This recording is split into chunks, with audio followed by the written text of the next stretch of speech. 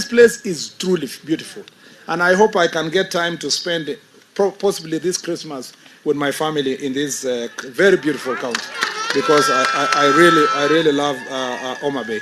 We are working together. I know some people are looking at us.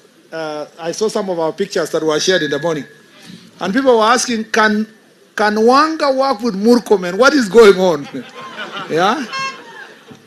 Many of you do not know that those of us who are here understand two things. It is one thing to, nyinyi raia mko na maneno. Napigia mtu makofi tu akisema story. Lakini uchaguzi kikaribia, watu wanataka maendeleo. So sisi kwa upande huu, bila kujali chama, lazima tuhakikishe kwanza uko na kitu ya kupelekea raia.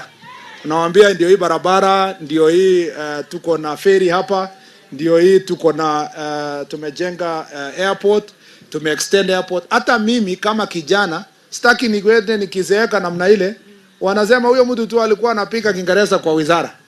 Na inafaa nikirudi hapa nasema nilikuja hapa nikasema tuongeze runway, tumeongeza. Na hii imekuwa an international airport. So we have to work together. Sisi haijalishi she is elected in ODM, I was elected. In any case, mimi nilikuwa mtu ya mkono ya baba.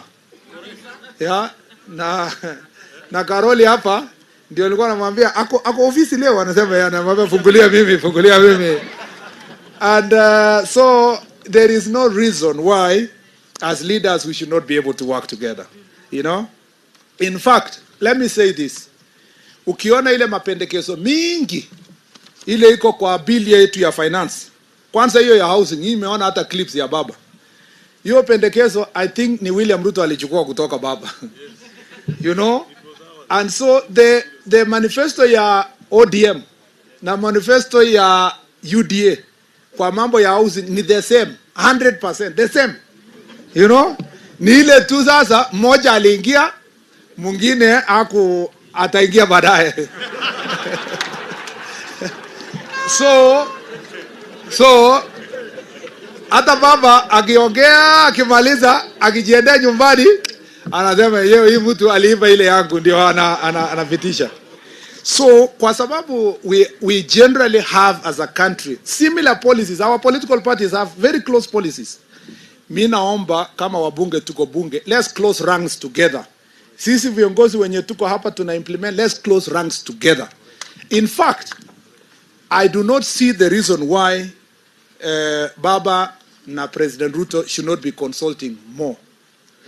Kwa sababu William Ruto alikuwa kwa academy ya Raila Odinga. Sioni ukweli? Yeah.